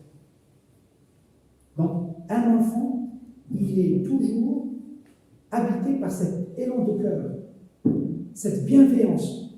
Donc, normalement, on devrait garder cet élan de vie. Qu'est-ce qui a fait que cet élan de vie a disparu? Pas tout à fait. On dit bien parfois que les femmes, c'est des enfants. On parle bien de femmes-enfants. Je parle de façon générale. Oui, je parle de façon générale, l'enfant, qui était spontané, qui était à la découverte des objets, qu'est-ce que la maman lui dit? Qu'est-ce que tu as? Arrête, ne touche pas ça. Ne va pas là-bas. Celui-là, tu as le droit de l'embrasser, celui-là, non. Il ne faut pas l'embrasser. D'accord? Tu dois partir à l'école. À l'école, tu dois pas rester debout. Il faut s'asseoir. Et tu t'assois 4 heures la matinée et 4 heures l'après-midi. Donc, tous ces conditionnements vont faire baisser le nombre de vie. Par exemple, je vous donne un exemple. Un enfant. Peut-être que ce serait ce fait de contrôler la science. Oui, mais par exemple, la science aujourd'hui. On dit qu'il faut produire des voitures. C'est bien. Une voiture, ça nous permet d'aller très vite, en instant record, à Alger. Mais, en contrepartie, qu'est-ce qu'elle fait? La pollution, l'embouteillage. Donc, il faut toujours mesurer les choses. D'où la pensée dit conjonctive. C'est-à-dire, il n'y a pas un bien, un mal. La chose est à la fois bonne et mauvaise. Je peux vous revenir vers le tableau. Toute chose est bonne et mauvaise, utile et inutile en même temps. Mais revenons vers l'enfant, par exemple. L'enfant, au départ, quand il est tout début, il a cet élan de vie. Le professeur pose une question, tout de suite. Mais si un jour, par exemple, ses copains commencent à railler parce qu'il s'est trompé, qu'est-ce qu'il va faire? La prochaine fois, il ne va pas avoir cette audace, le repli. Et donc, on va casser cet élan de vie. Vous comprenez? Donc, qu'est-ce qu'on va faire? C'est possible d'avoir un avis à propos de la violence physique.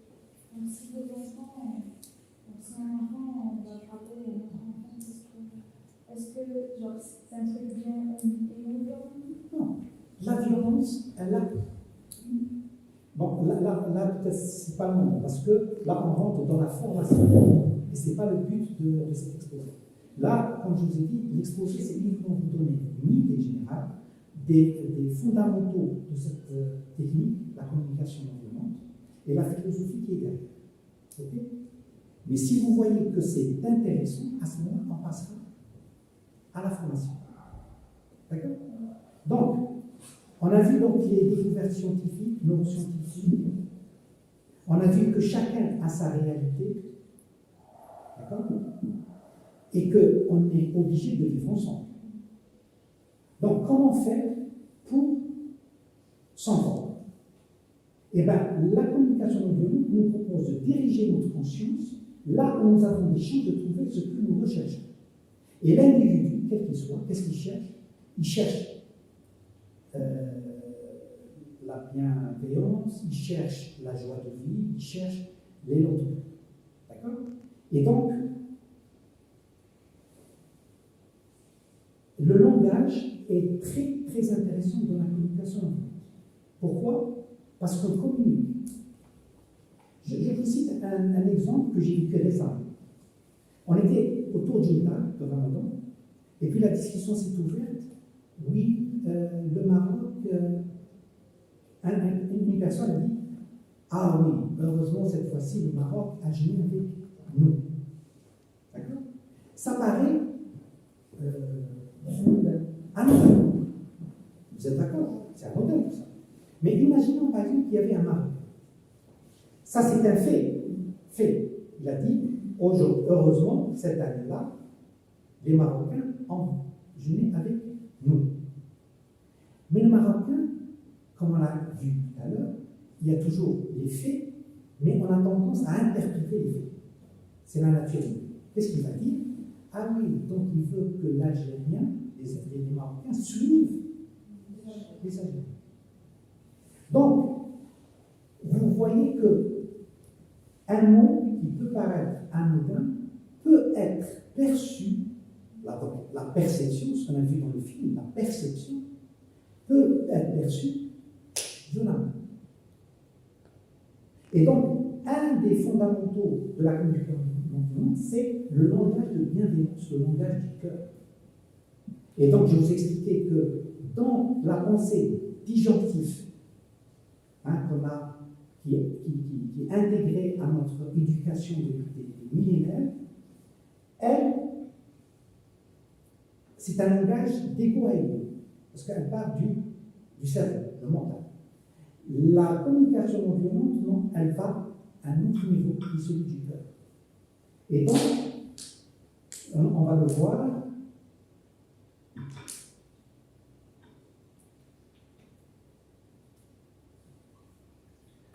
La communication non violente, la CNV, elle repose sur un process qu'on appelle le process OSDA, c'est-à-dire observer,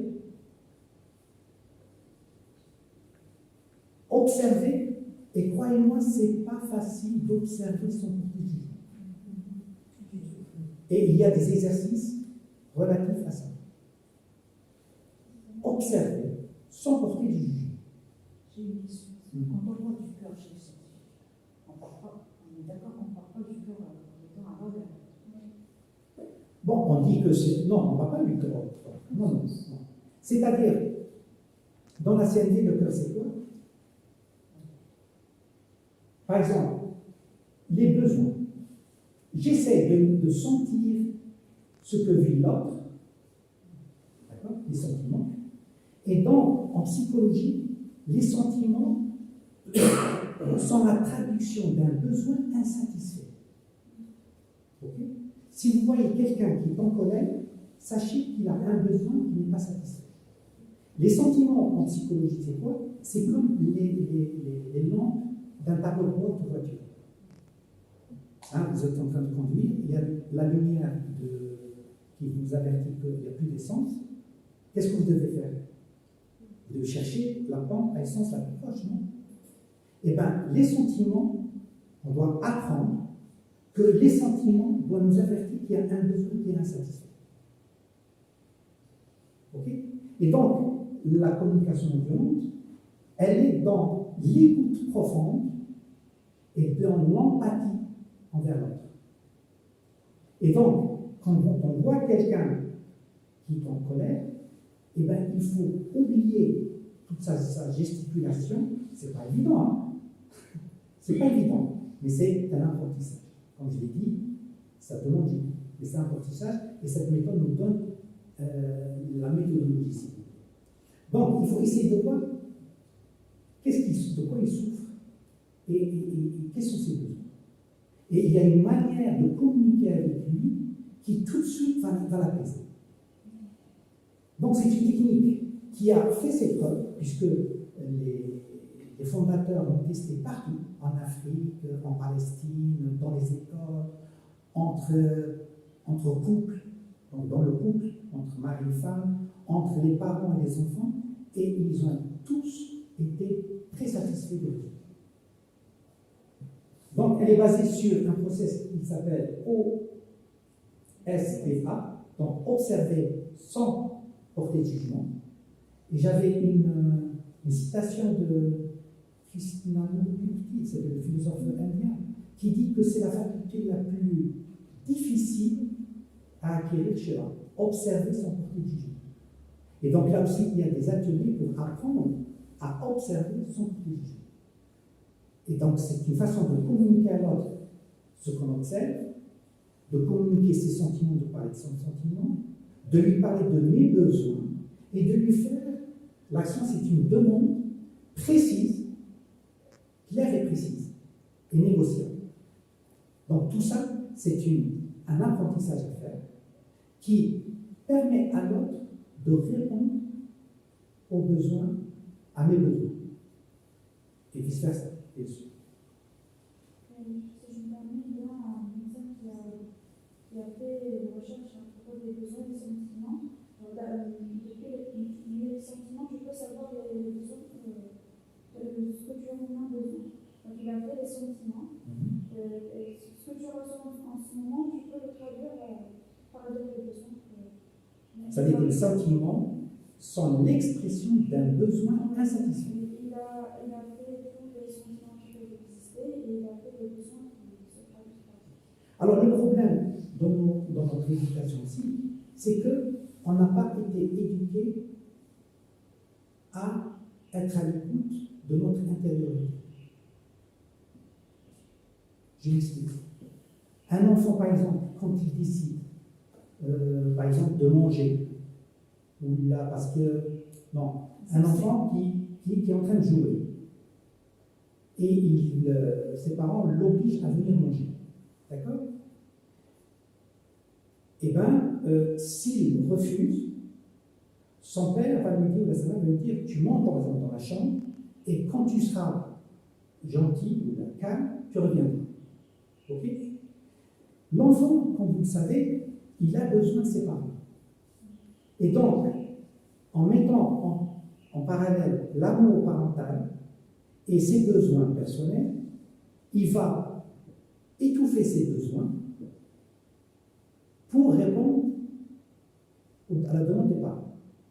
Et donc, à force, par exemple pour la société, dans l'école par exemple, tu n'as pas le droit de penser différemment de moi. Et donc, tout ce processus-là va aboutir à la longue à étouffer les sentiments des enfants. Hein? Et donc, il n'est plus capable de sentir ses sentiments. Et ça explose. La colère explose comme ça, et il ne sait pas d'où ça vient. Donc là aussi, ça demande quand même une formation.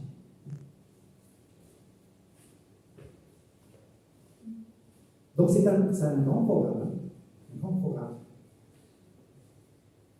Donc le processus de la communication non violente, c'est observer, décrire les faits objectivement et de manière factuelle, sans jugement ni interprétation. Parce qu'on a vu que l'interprétation aussi va être différente d'un individu à un autre. Les sentiments exprimés, les émotions, les sentiments ressentis par rapport à la situation, et ça c'est pas facile non plus parce qu'on n'est pas habitué à exprimer nos sentiments. Hein? C'est tabou. Les besoins, partager ces besoins, donc les valeurs. J'ai envie par exemple de partager avec vous cet instant. De toute façon, il y a des exemples, j'essaie de les trouver. Proposer une solution ou formuler une demande claire et précise. Donc, c'est le process. La commission de demande repose aussi sur ce process-là, qui doit toujours, parce qu'il ne faut pas s'attacher au process et oublier l'objectif. Hein. Le process, c'est comme une carte elle sert à quoi? À te mener à destination. La CNV, c'est comme une carte qui nous mène à être rentré en contact avec le cœur de l'autre. Parce que cette manière d'exprimer nos sentiments, nos besoins, fait en sorte que l'autre s'ouvre à toi. Alors que si tu exiges de lui, il va se refermer. Et c'est le conflit. Donc les deux phases de la CNV, c'est quoi? C'est aussi des piliers. c'est exprimer notre sincérité en utilisant les 4 composantes. Donc, la CNV ne t'oblige pas de te soumettre, de ne pas exprimer tes besoins. Au contraire, tu vas les exprimer, mais il y a une manière de les exprimer. Et écouter avec empathie en utilisant les 4 composantes aussi qu'on a vu. Alors, par exemple, j'ai peut-être un exemple là. Si on prend par exemple, tu as encore oublié d'éteindre la lumière. D'accord? Dans l'exemple qu'on a vu dans le mécanisme qui est incrusté en nous, donc la logique binaire, hein, la soumission ou le contre-pouvoir, soit le gars, il dit je suis vraiment étourdi, je suis trop nul, j'ai tort, donc c'est la soumission, il s'écrase, et ça c'est mauvais. Parce qu'il va souffrir plus tard, c'est sa dignité qui est touchée. Il doit se taire, il doit s'effacer. Ou bien, il va se retourner, il va faire se tourner vers l'autre, il va dire, tu n'avais qu'à me le rappeler, ou là il va dire, tu n'as que le faire toi-même, ou bien, tu es obligé d'être ici. Tu vois? Donc ça, c'est les mécanismes anciens. La CNV, qu'est-ce qu'elle dit? Elle dit qu'il faut aller vers l'auto-empathie. L'auto-empathie, c'est-à-dire, je me sens triste, donc tu dis à celui qui t'a parlé comme ça, tes sentiments. D'accord? Et tu l'invites, tu dis, tu es en colère parce que tu as l'impression que je ne t'ai pas écouté. Donc, tu vois, tu vas vers lui pour lui dire que l'autre est en colère, donc tu affirmes que l'autre est en colère, donc tu admets son état intérieur. Et ça, c'est très important. Quand tu reconnais l'autre, tu reconnais son état intérieur, tu l'exprimes par exemple, comme dans le cas, tu es en colère parce que tu as l'impression que je ne t'ai pas écouté, ça déjà, ça apaise. D'accord? Donc tu as exprimé ses ressentis et tu as exprimé aussi ses besoins. Parce qu'il veut qu'il soit écouté. Ok? Tu as envie de protéger l'environnement? Est-ce que vous voyez la différence entre ce comportement-là, ce comportement-là et l'autre? L'autre où il a agressif.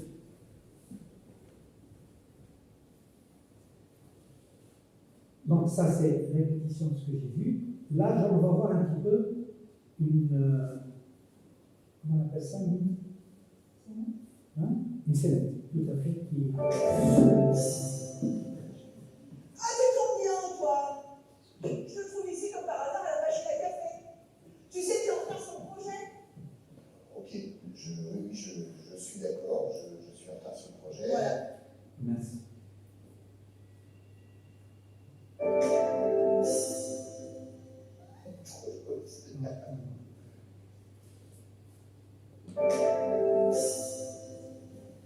Ah, tu tombes bien, toi.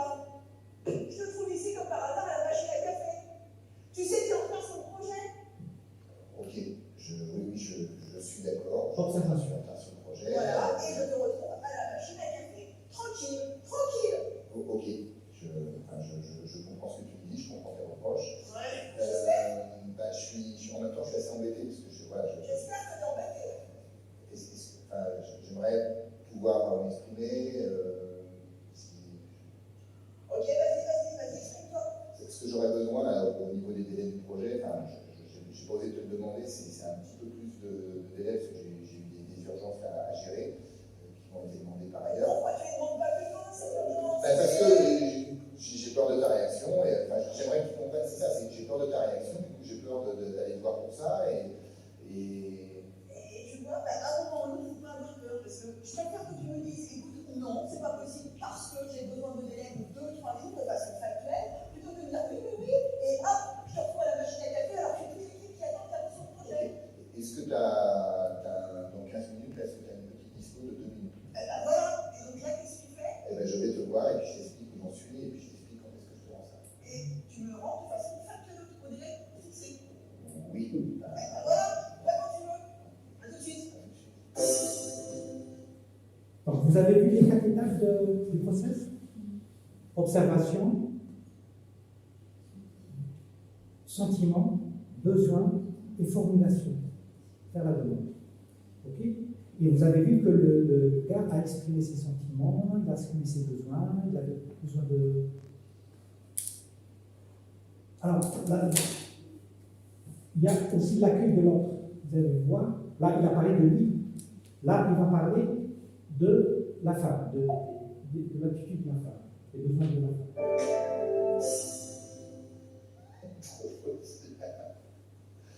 Ah ouais, c'est drôle. C'est super drôle. Qui est encore en retard sur les projets?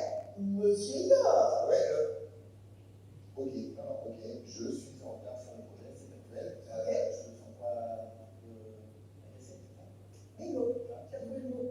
Donc, tu auras peut-être besoin que je te dise où j'en suis. Ben voilà. Et Voilà. ça a avancé, parce que ça a avancé. Wouh! Peut-être pas comme tu veux, mais ça a avancé. Ok, vas-y. Je t'écoute. Bon, c'est compliqué aujourd'hui, là, mais est-ce que je peux passer demain matin, te voir rapidement, 5 minutes, je te dis si ok, s'il y a un peu moins ok. Alors attends, demain matin, 12h45, c'est ok pour toi? Oui, j'appelle. Un peu trop tôt, ça pour Igor.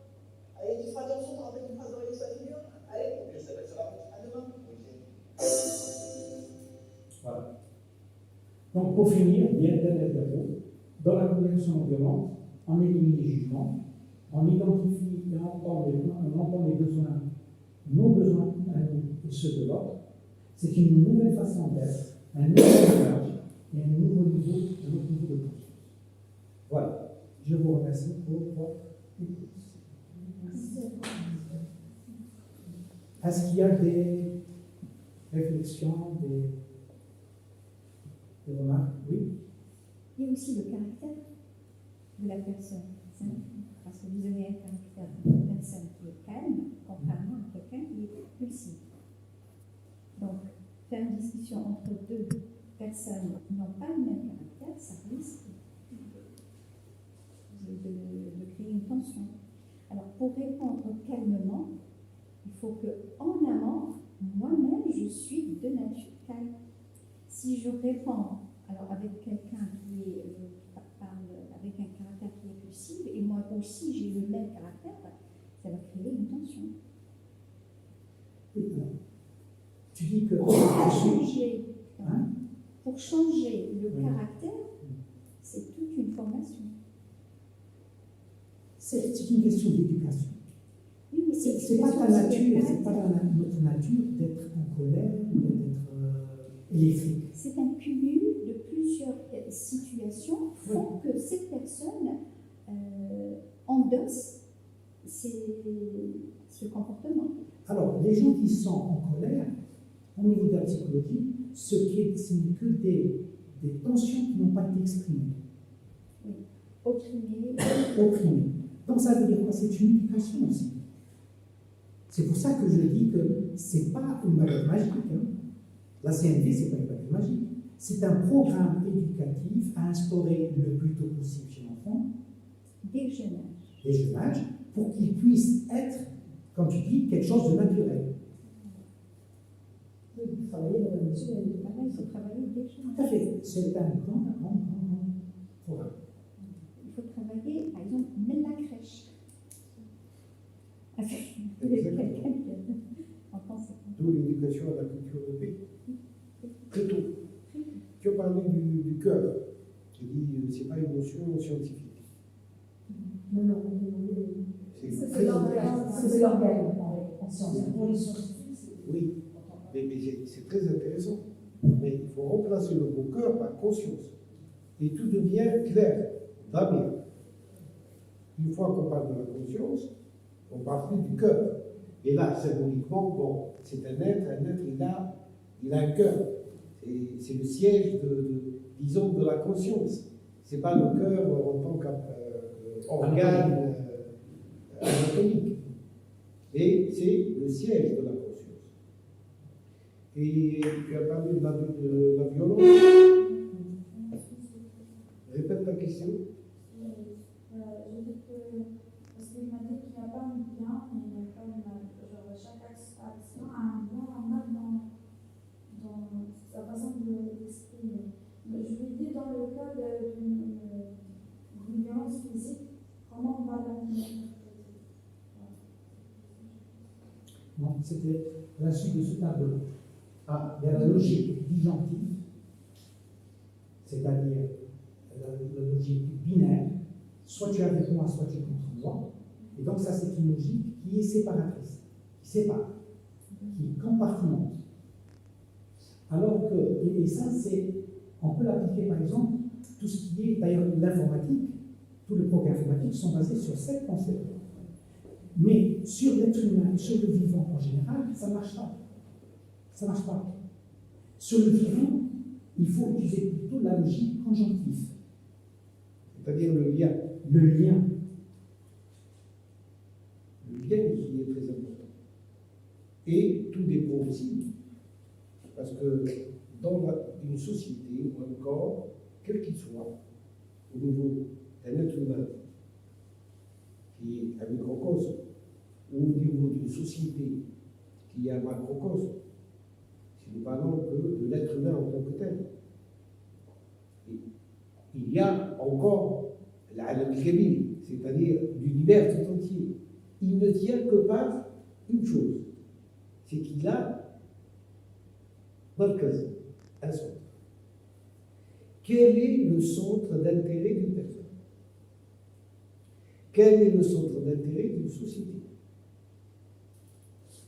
Ça permet de passer de la logique disjonctive, qui est binaire, à la logique conjonctive, qui est pour nous, dans notre tradition, c'est quoi? C'est le principe de l'unité. C'est-à-dire, aujourd'hui, quand on parle de l'unité, du principe de l'unité, on en parle comme quelque chose de religieux, alors qu'elle n'est pas seulement religieuse. Elle est dans le parcours de toute une vie. C'est-à-dire, si notre centre d'intérêt est un centre qui est lié à ce qui relie. Le tawhid, c'est quoi? Le tawhid, c'est le principe de l'unité, c'est-à-dire il élimine les oppositions. Si on prend un cercle, et que ce cercle soit une personne ou l'ensemble des personnes, qu'est-ce qui se passe? Si elles n'ont pas un centre qui puisse relier les opposés, les rayons solaires, les rayons qui viennent sont ils partent des oppositions entre celui qui est le plus haut et celui qui est le plus bas, celui qui est à l'est, celui qui est à l'ouest, celui qui est au nord, celui qui est au sud, mais ils ont un point de jonction. Je ne sais pas si vous comprenez un peu le schéma. Elles ont un point de jonction. هذا هو المركز. المركز سياسيا اقتصاديا qui soit politique, qui soit économique, qui soit culturel, qui soit linguistique. C'est ça qui a fait une culture. Les cultures, quand elles naissent, c'est qu'elles ont un axe central qui mène la dynamique. Par exemple, si on prend l'histoire de toutes les civilisations, nous voyons qu'au début de toute civilisation, il y a eu une personne, un groupe, au début. Mais ce groupe a ciblé, il avait un centre. Un centre qui faisait son unité. Son principe était unitif. Mouahad. Et la société, elle évolue. Le mujtama, il grandit, et s'il perd son centre d'intérêt, la dynamique du cercle se fait suivre. Parce qu'il y a une atomisation. Et on veut la même chose, mais on n'est pas unis à la réalité. On veut la paix. On veut, imaginons une vision qu'on met au centre, aujourd'hui, le centre d'intérêt des civilisations capitalistes, par exemple, c'est quoi? C'est le profit. Ils ont mis le profit, ils ont mis autour quoi? Ils ont mis tout un système financier, philosophique, commercial, économique, politique, culturel, qui permet au système de fonctionner. Prenons la Chine comme un exemple. La Chine, son centre d'intérêt, comment ils ont mis, sur quoi ils se basent, sur quoi ils s'unissent, sur quoi leur édifice. Ils ont d'abord leur philosophie. La philosophie de la Chine, c'est quoi? C'est la philosophie de Lao Tzu, c'est le yang et le yin. Qu'est-ce qu'ils ont fait? Ils ont pris une partie du cercle, c'est devenu une idéologie communiste, et l'autre partie, elle est capitaliste, un système capitaliste. Ils ont marié le communisme, quelque chose qui était inimaginable, ni pour Marx, ni pour Engels, ni pour Lénine. Ils ont marié deux systèmes qui étaient opposés. Et ça fonctionne. Ils sont aujourd'hui devenus la deuxième, ou peut-être demain, la première économie mondiale, la première puissance mondiale. Prenons maintenant le monde arabo-islamique. Quel est son centre d'intérêt? Quel est son axe? Aujourd'hui, on parle du que ce soit l'Algérie, que ce soit l'Arabie Saoudite, que ce soit. Est-ce qu'il est religieux? Est-ce qu'il est idéologique? Est-ce qu'il est capitaliste? Est-ce qu'il est socialiste? Est-ce qu'il est communiste? C'est-à-dire toutes les formes de systèmes qui existent aujourd'hui, il y a un foutoir, il y a un peu de ceci, un peu de cela, un peu de ça, un peu de ça. Et notre faiblesse, elle est qu'il n'y a pas d'unité, ni une unité monétaire, ni une unité économique, ni une unité politique, ni une unité. On voit la fissure. Ses conséquences, c'est que nos sociétés aujourd'hui ont un petit peu de religieux, un petit peu de capitalisme, un petit peu d'Occident, et un passé, un héritage d'un passé culturel qui est plus dans l'imaginaire que dans le réel. Puisque aujourd'hui, Shahr Ramadan, on a passé toute la discussion sur Shahr Ramadan à travers les réseaux, c'était sur quoi? Sur Zakat al-Fitr, si on doit la sortir en nature ou en argent. Il y a quelques siècles, c'est déjà, on a répondu, c'est déjà classé. Ça n'a jamais posé problème à tous ceux qui étaient avant nous. Comment aujourd'hui, au XXe siècle, on repose des questions qui n'ont pas eu d'être? Vous comprenez maintenant que cette non-violence dont on parle, et qu'on croit qu'elle nous vient d'ailleurs, elle est bien chez nous. Puisque c'est inscrit noir sur blanc dans le Coran, la ikraha fi-din. Nulle contrainte en religion. Mais d'une violence. La contrainte, c'est quoi?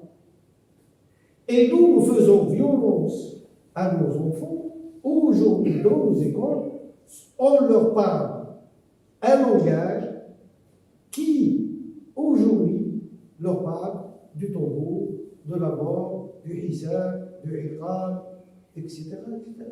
Croyons bien faire.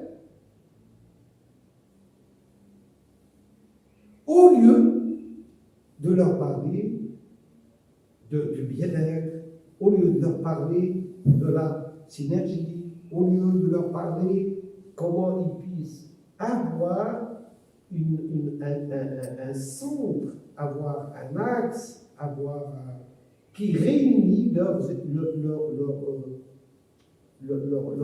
possibilité de grandir avec une colonne vertébrale, intellectuelle, spirituelle, d'être dans le bien commun, d'être dans l'intérêt commun, d'être dans comment pour gérer ma vie exactement comme les cellules d'un corps. Les cellules d'un corps, qu'est-ce qu'elles sont? La cellule, la neurone du cerveau, ou la cellule du cheveu, ou la cellule de tous les organes. Qu'est-ce qu'ils font? Le foie, le rein, le machin. Comment ils marchent? Ils marchent dans la synergie, dans l'unité. Et dès qu'il y a une désunion au niveau des cellules, qu'est-ce qui se passe? C'est un cancer. C'est-à-dire, c'est des cellules qui n'obéissent plus. Mais les choses ne sont pas Et qu'est-ce qui se passe dans le corps? Et bien, petit à petit, une naissance passe, et le corps humain il y a qu'il est d'une lecture évidente pour la société tout entière. Parce que nous avons, nous, le principe du tawhid il ne vient pas de l'islam, il vient de toute la tradition prophétique. C'est-à-dire qu'il n'est pas, c'est pas avec l'islam qu'on a découvert. On parle de Sina Ibrahim, on parle de Sina Moussa, Sina Isa, etc. Donc, هادشي هذا راه مسلسل من آدم عليه الصلاة والسلام, puisque وعلم آدم الأسماء كلها. Donc Adam a été le prototype qui a reçu le dépôt, l'amana, dès le début. Et étant donné que c'est Adam qui l'a reçu, et bien toute l'humanité est sur le même principe. Puisque toutes les traditions remontent, en tous les cas des traditions monothéistes,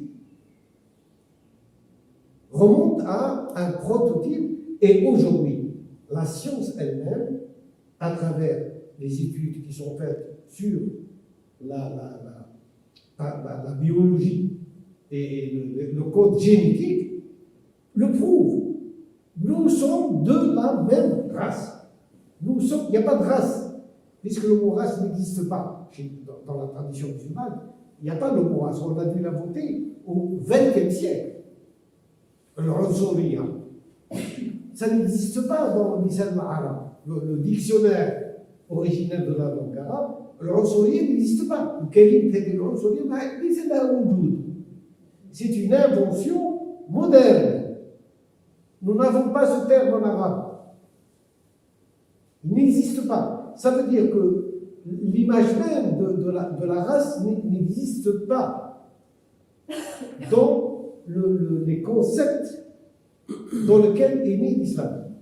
Oui, il y a le tribalisme, il y a le wulad, vous comprenez, c'est tribal, mais le principe de la race n'existe pas. La afdaliyata arabiyya ala ajami, wala abyada ala aswad. الناس ça c'est des hadiths. الناس سنان المشط. وسنان المشط vous employez on emploie bien المشط qui دايرين les dents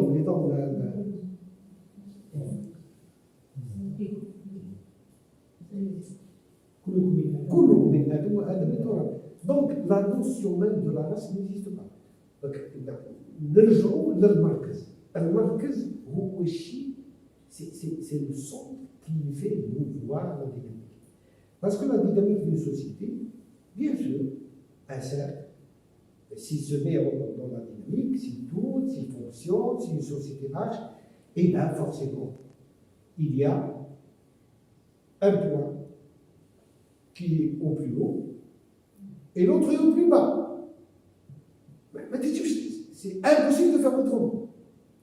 Mais celui qui est haut aujourd'hui, par la dynamique, ça se rétablit. Celui qui était en haut devient en bas. Donc, les possibilités que الإنسان اللي هو راه اليوم الأول يرجع هو الأخير. Mais le cercle, il continue à tourner. C'est une dynamique constante qui permet à chacun, et ça c'est au niveau d'une société, mais au niveau de l'humanité tout entière. Les civilisations se succèdent, الحضارات يتبادلوا، يبغي الحضارة الغربية هي اللي هي بالفوق.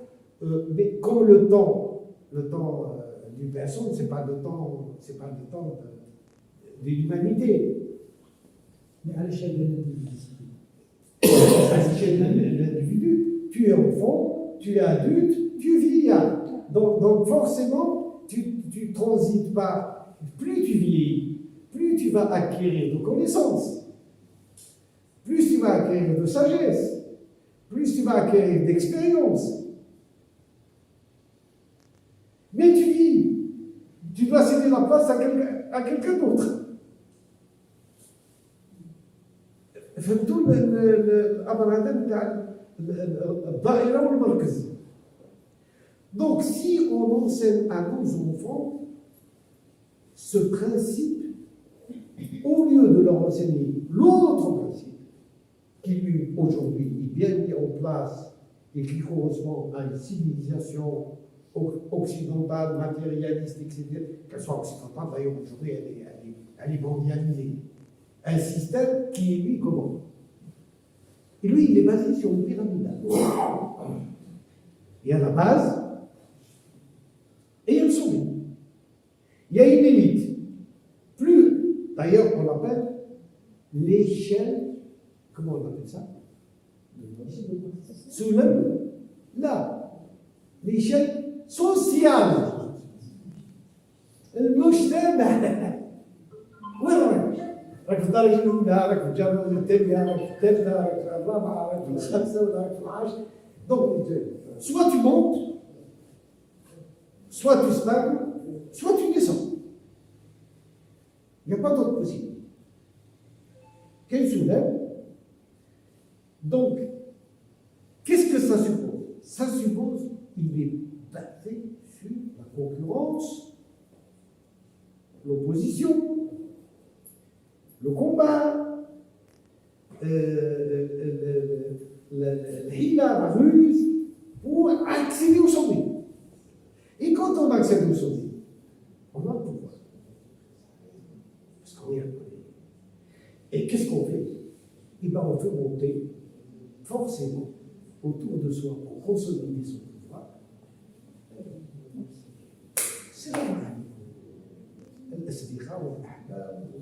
Ceux qui les proches, ceux qui sont d'accord avec moi, parce que pour maintenir, donc c'est une élite qui maintient et qui distribue pouvoir, richesse. Il y a une élite تعطيك الرخصة، تعطيك المادة، تعطيك فهمتوني؟ Alors que notre système اللي هو basé على التوحيد il donne la chance à tout à chacun. علاش؟ عندك صوت روح لو صوت مد الشيء اللي تعبت به والشيء اللي خدمته. Donc donne au centre ce que tu es capable de donner et prends du centre ce que tu as besoin. Donc il n'y a pas d'échelle sociale, il y a une autre mesure. C'est la synergie. هو الأول والآخر والظاهر والباطن. Donc tu as la fois le premier. Si tu comprends le système sur lequel est basé le tawhid, ça te donne une autre vision. رؤية أخرى لا اقتصادية ولا سياسية ولا ثقافية ولا تربوية في جميع المجالات. يظهر tu es sensible. الحساسية نتاعك elle devient très sensible au bien commun. ماشي ton bien qui m'a la cellule, quand elle travaille pour tout un corps, tout en sachant qu'il y a oui. Elle travaille pour tout le corps. Pourquoi? Dans son intérêt. Parce que plus le corps, madame date, bien important. bien important, elle profite. عايشة. أما إلا هي خدمة الظل. كل شيء يمشي. فهمتوا القضية هي هنا سي اون كيستيون دو شوا. Pour soi, pour l'autre et le tout autre. لنفسك وغيرك ولما شاء الله. احنا نشوفوا ان الحياه الانسان يشوفها غادي يشوف خير الحياه بتاعو. بين الحياه بتاعو اللي مضمونه باش بحياه المخلوقات تموت إلا الهوات تموت. اسكو ما انتري باش الهوات تموت؟ إلا البحر تموت واش ما انتري باش دونك ما نبقاش ما نلوتش المسائل. إلا اقتصاديا كي نجي نبني الاقتصاد نتاعي نبنيه على شيء نافع ينفع نافع لعامة المخلوقات ماشي لنفسي وحدي للمحيط اللي رانا نعيش فيه لونفيرونمون دون ليكيل جو.